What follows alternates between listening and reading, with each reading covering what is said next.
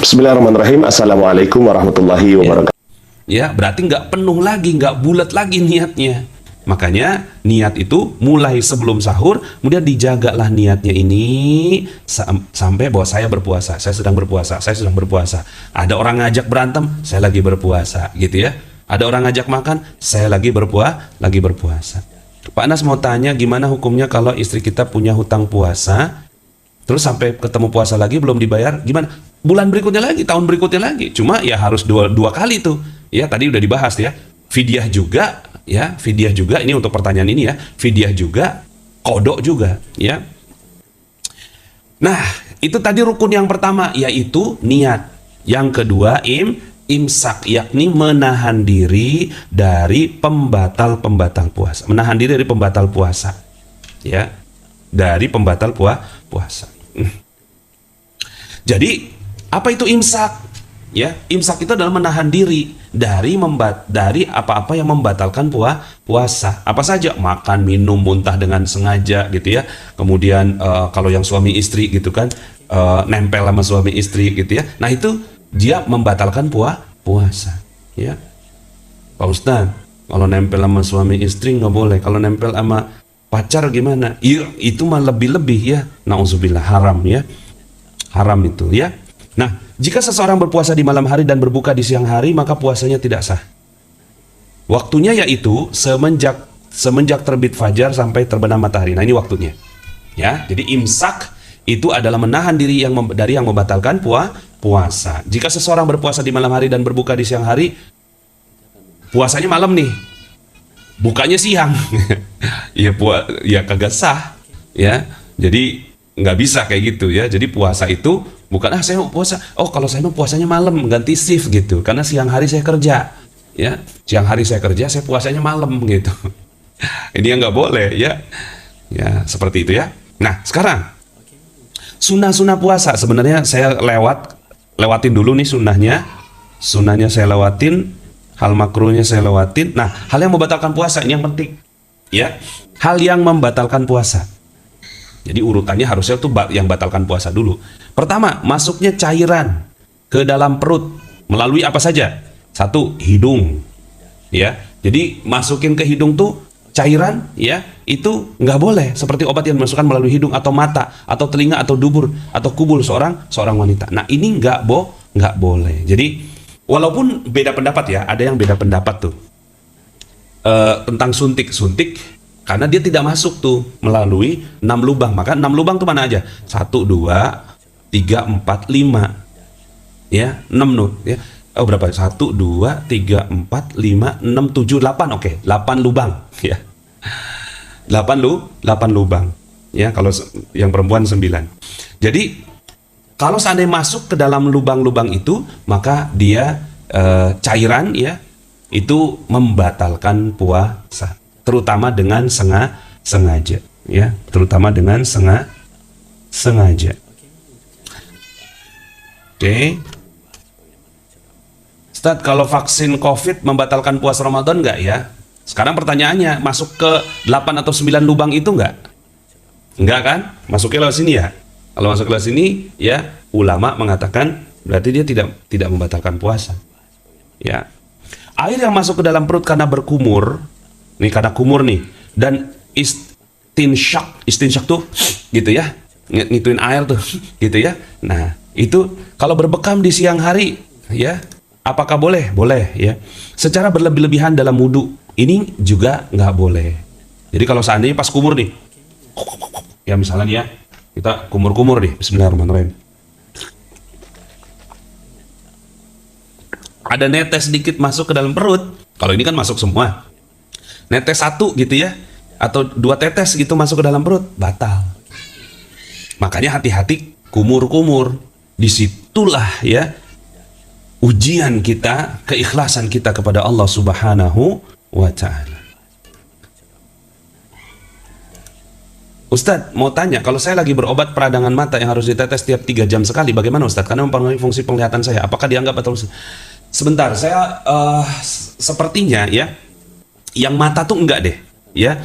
Ada beda pendapat yang ini, kalau di buku ini kan mata masuk nih, ya, mata masuk.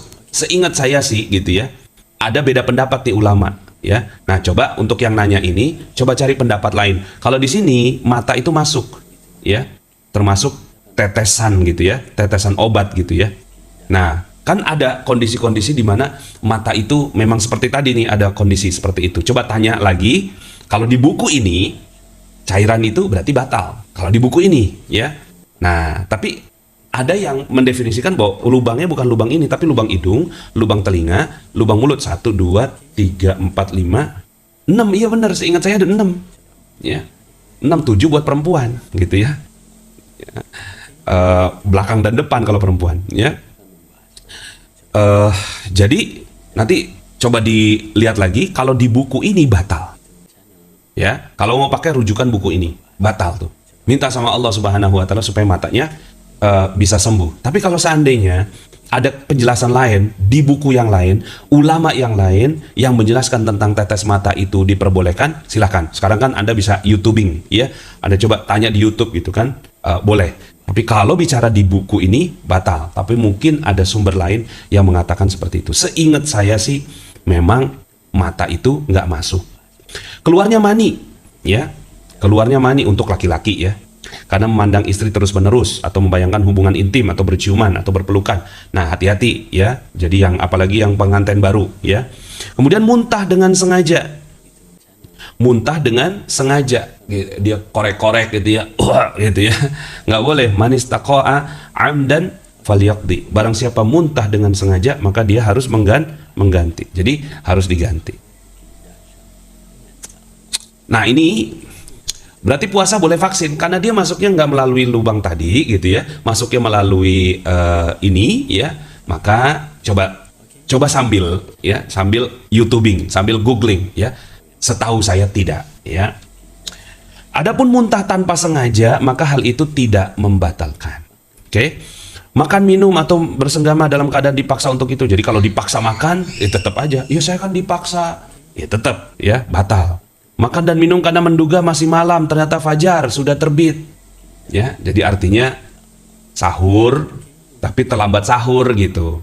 Terlambat sahur nih, ya berarti dia batal. Makan dan minum karena menduga matahari sudah terbenam, ternyata masih siang. Hati-hati.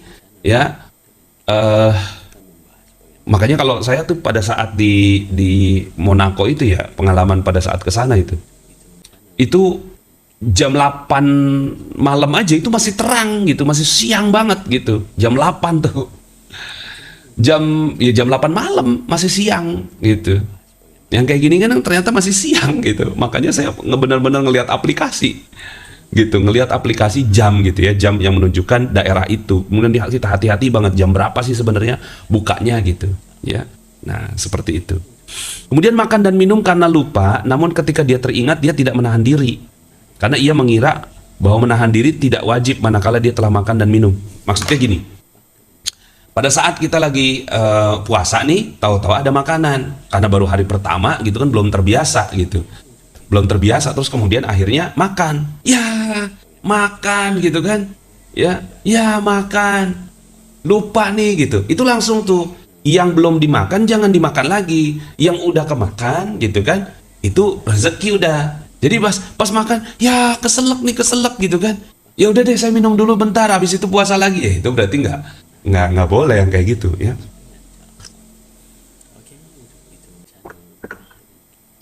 Ustadz, kalau mengeluarkan dahak, apa itu termasuk muntah dengan sengaja? Dahak nggak termasuk ya. Yang maksudnya muntah tuh adalah yang isi perut gitu, isi perut. Kalau dahak itu kan ludah ya, ludah sama yang ada di hidung, jadi batasnya tenggorokan. Kemudian menghirup fig inhaler aromaterapi untuk melegakan pernapasan. Nah, itu nanti bagi teman-teman yang belum subscribe dan baru saja menemukan channel ini, silahkan subscribe. Insya Allah Anda akan mendapatkan materi-materi yang terbaik dari channel ini. Insya Allah Anda adalah makhluk yang ajaib.